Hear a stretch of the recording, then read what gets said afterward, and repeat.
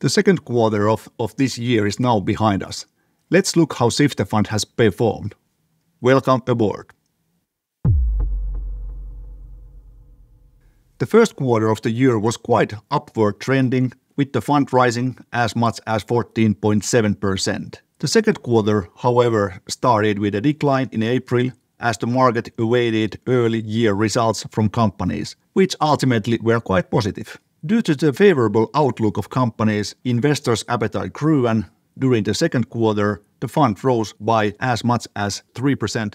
The year-to-date performance is 18.2%, which is better than, for example, the global stock index. In the past 5 years, the fund has returned over 118%. Please note that the historical returns are not a guarantee of future results. So let's look at which companies in the Sifter portfolio impacted the second quarter returns. The biggest gainers in the second quarter this year were Taiwan Semiconductor, Alphabet, and Costco. On the other hand, the biggest decliners were Tomer Systems, Old Dominion, and Disney. Let's look at the active measures we have taken in the first 6 months of this year, together with our portfolio management team, portfolio manager Carl Litzel. Welcome, Carl. Thank you. So, Carl, we have implemented over 40 transactions in these last 6 months, which is unusually high number to us. What are the reasons and the thinking behind of that kind of activity in the portfolio? So one of the main reasons behind our trades have been for us to kind of rebalance our whole portfolio's estimated earnings yield. So what I mean with that is that there are some companies in our portfolio which valuations have risen quite sharply. And of course, this is something we much enjoy, but if the valuations rise too quickly and it is difficult to see how the company would actually realize these earnings that are forecasted for them, well, that increases the risk for a potential decline in the future. And a good example of a company where this has happened is Disco Corporation. So Disco has increased in price over 700% in euros since our first investment. And really in the last 2 years, the share price increase has been very rapid thanks to the AI innovations that have happened in the market. And naturally, this is a great party for us, but now it is, as I mentioned, hard to see how these futures earnings will actually realize, because there is still not that much evidence of the company actually being able to live up to its full potential.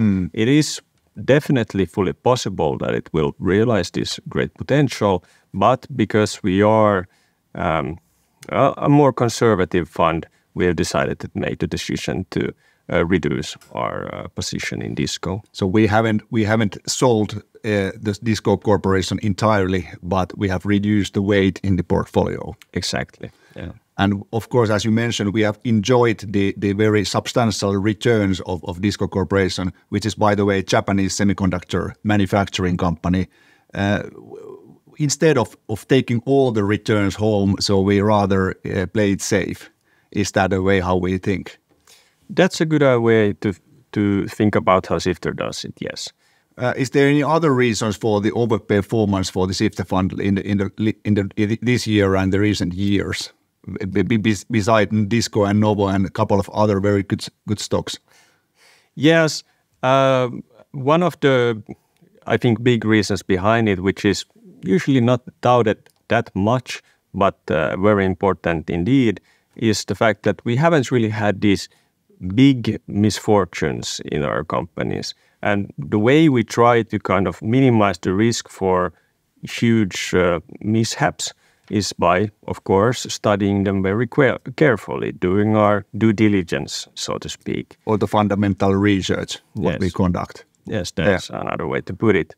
And of course, not all of the companies that we have in the portfolio have gone excellently or we would have had higher hopes, but there are no huge bombs that have materialized. And I think this is a maybe not so often talked about, but extremely important reason. Yeah, I like that very much, and it kind of like a very nice resembles our conservative strategy that try not to lose money. Yeah, exactly. And when we invest in a companies with very quality businesses, and the businesses are the revenues and earnings are predictable, so in a way there are not that many bad or negative surprises expected. Of course, there always might be, but for the quality business, maybe less. Yeah.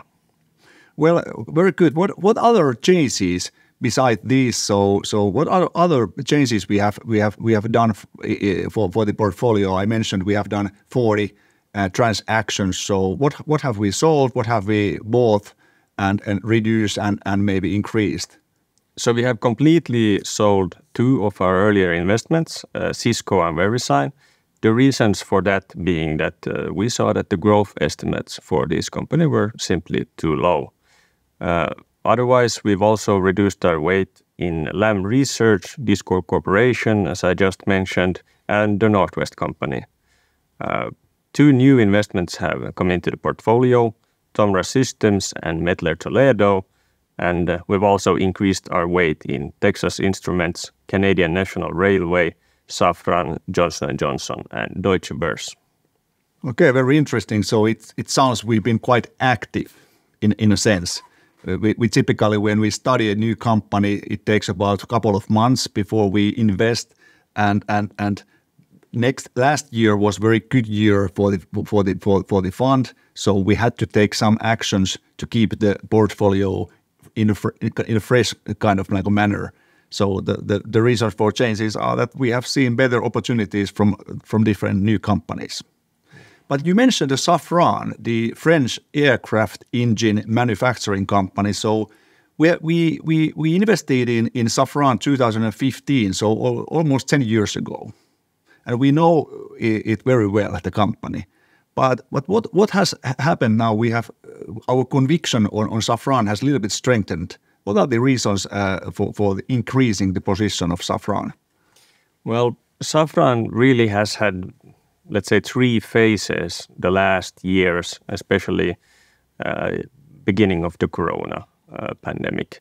And the first phase was really all about surviving the corona pandemic. And Safran, as you know, as you mentioned, is a aircraft engine manufacturer, and it really sells these engines to Airbus and Boeing at a really small margin, even a negative margin, and then makes its money by servicing these engines, selling spare parts and time and material.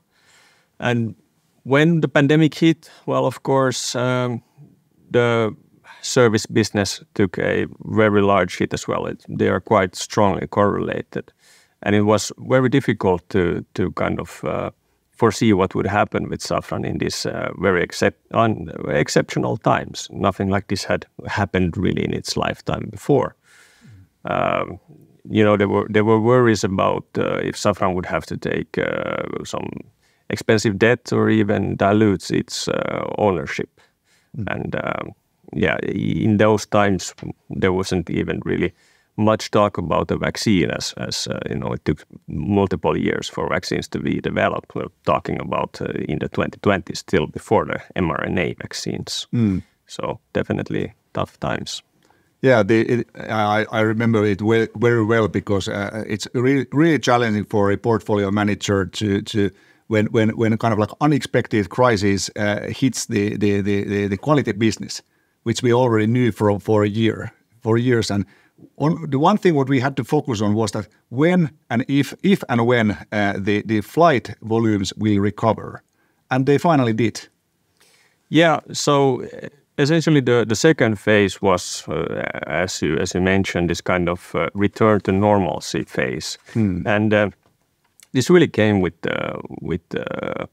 we saw that even in these tough times, Safran was able to kind of keep its business afloat thanks to these small amounts of flights that even then were flying, and really good cost-cutting measures and also some state aid, it actually never reported a negative cash flow in its biannual reports. And when the vaccines started rolling out, we saw the light at the end of the tunnel and knew it was just a matter of time when we'd hit those normal flight levels. So in this slide, we looked at the fifth-year earnings yield on Safran, and it started to look quite enticing. So we decided then to start increasing the weight in Safran. And that was a couple of years ago. That was a couple of years ago. And how about now today? How is the Safran business? How does it look like? So today we're in the third phase. We're flying more than ever. So Safran's business has recovered essentially fully. Doing really well, except for aircraft interiors parts, but that is recovering as well. And we do expect that flights will continue growing as well. But there are also firm-specific tailwinds for Safran. The biggest one of these is that aircraft engines really need to be completely, torn apart and basically rebuilt this huge service operation 3 times during its 20-plus year lifespan. And Safran has about 23,000 installed base of engines that are flying across the world, and 45% of these have not done a single of these large service operations, and 30% have only done one. So what this essentially means is that in the next 5 to 10 years, there will be a huge wave of, servicing of these engines, which is, again, as you remember, the way that Safran really makes money. So in this way, we expect, and we think it's quite predictable, that the operating income will increase quite a lot faster than flights themselves. Okay, well, that's a good news for Safran and also for the equity owners like us. Let's hope it will happen. And is there any other, let's say, tailwinds for the business expected beside the one you mentioned? Yeah, there are actually, yes.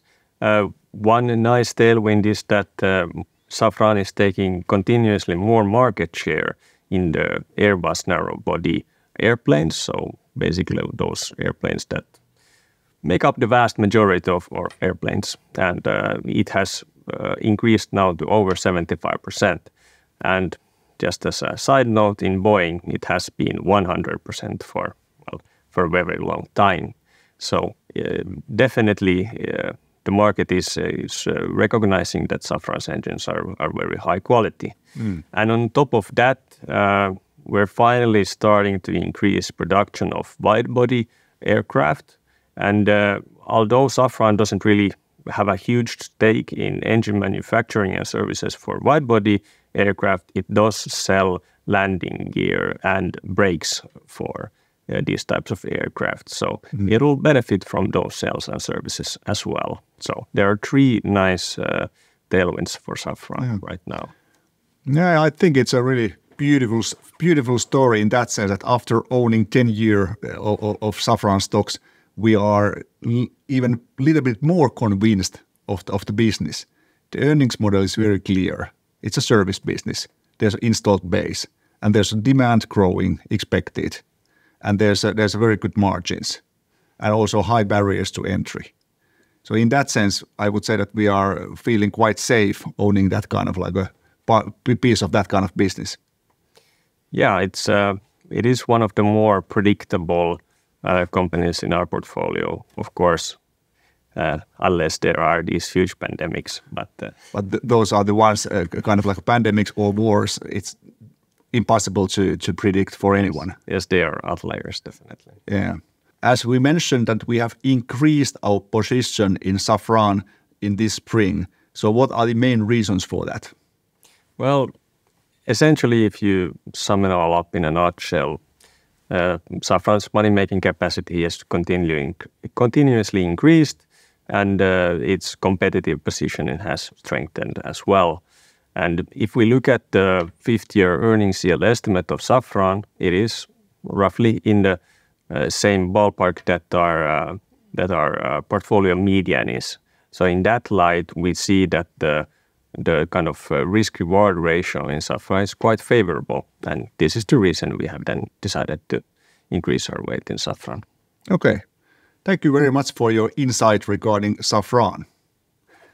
And finally, let's look at the business metrics of the Sifter portfolio and the companies we have invested in. One of the most important investment principles of Sifter Fund is to invest in very high-quality businesses and own these stocks for a long time. On average, we own 5 years on each stocks before we reduce it or sell it entirely. What we cannot do is to influence on stock price changes, but we can choose the types of companies we want to own. When analyzing how the business metrics of Sifter companies have developed over the years, we can see that over the long term, the metrics have remained very stable and remarkably high. Carl, when we focus on the most recent figures this year, June, so what kind of conclusions and observations can you take from the table? I guess one observation that strikes my eye immediately is that if you look at the sales growth in 2023 and now still in 2024, it is somewhat lower than in 22 and 21. And well, one of the reasons for this is that in our portfolio we do have a larger share of these semiconductor companies, and they have then had a little bit tougher years in 23. Some also have had negative sales growth. And conversely, if you then look at the valuation metric, enterprise value to EBITDA, well, EBITDA is also, of course, backwards looking. And again, the semiconductor company have some tougher years last year, and then EV is forward looking. And now in this year, the year after that, and 26, we're expecting quite good years indeed for the semiconductor companies. So this makes makes the valuation metric to kind of blow up a little bit. But I think on the large scale of it, this premium that you're seeing here over the index, it's still quite reasonable. Okay, and that's an interesting observation and point what you did. That everyone is talking about the semiconductors and chips, yes. and we know that the stock prices of the semiconductor companies have risen quite fast during this year and last year. But as you mentioned, the business metrics like sales and the money-making capacity, it hasn't started to grow that fast yet. And that's also the reason for this valuation, like a discrepancy in that sense. That's right. But then, I mean, if you look at the margins, and of course, there's not only semiconductor companies in our portfolio naturally, but still the margins have remained very good, and also the return on invested capital. So this, partly tells us that even in bad times, we have chosen companies that are able to make good money in tough times as well. And this is by far no kind of foregone conclusion when it comes to the semiconductor industries. There's a lot of players that lose money in bad years and make great money in good years. Yeah. But one could say and claim that we still own very high quality businesses. Definitely, yes. Yes. And when it comes to debt levels, so we could see that those have not risen, and we could see that balance sheets are clean, which is what we like also. I have interesting little fact about the geographical allocation of the Sifter Fund during the last 5 years. And for example, the US stocks exposure have declined over 18% percentage point during the last 5 years. And very often investors ask from us that whether we have invested or how much we have invested in US companies and are the good returns because of US businesses. But currently we are 44% exposed in US companies, but it's 18 percentage point less than 5 years ago. What are the reasons for that? Yeah, it is a noticeable shift indeed, but it is nothing really unusual for Sifter. And there are basically two drivers behind this shift. One is that of course, when we continuously look for new high-quality companies, for one reason or another, we have found these more and more recently not in the US, so especially in Europe. Tomra Systems, BE Semiconductors, Novo Nordisk, great examples of those. And then the other big reason is that although a lot of our American companies have performed really well, just so happens that our European and Asian companies have performed even better, as we talked about Novo Nordisk and Disco Corporation. And then additionally, these European companies, of course, we replace, when we bring something in, we replace something. And as we've talked about earlier, in this last 2 quarters, we have replaced Cisco and Verisign, and they are both US companies. So in this way, it is quite natural that our exposure to the US has decreased. And it is by far driven just by our strategy and not by some kind of politics that we have to be X amount invested in any different industry or geographical. Yeah, and I very much enjoy that there's no predefined allocation criteria how much we should be in Europe or in US, because then it might lead you to choose companies based on the geography, not based on the business metrics and really the competitive advantages. But what we prefer the most is the quality of the business, and secondly, the valuation. And what is your take on this US valuation metrics or multiples, so to say? Right. Those are a bit elevated, and that might be the reason we haven't found that many new businesses from US. But what do you think about that? Yeah, absolutely. This phenomenon is observable in the US, sometimes in Switzerland and Norway. You can see that some companies their valuations are quite a lot higher than you would perhaps expect. And of course, there are not really companies. You can't really find the exact same company in the US and in the Europe, so you could make an apples-to-apples comparison. But if we take a look at, for example, Novo Nordisk and Eli Lilly, these are 2 champions of the weight loss market and also the diabetes market. And here we've decided to invest in Novo Nordisk. And although Eli Lilly is a really good company as well, this is not perhaps investable for us simply because the valuation is stretched even quite a lot higher. Yeah, that's a really good example. It's, as you mentioned, it's really difficult to find the 2 apples in different continents, but this is maybe the closest one in that sense. But instead of once again choosing the companies based on the geography, we have our own process how we choose businesses based on the business returns and then of course based on the valuation. Thank you for joining us once again. And I would like to kindly remind you that the companies we have introduced in this video are only for the illustration purposes. Those are not investment advices. I wish you very good summertime. Thank you.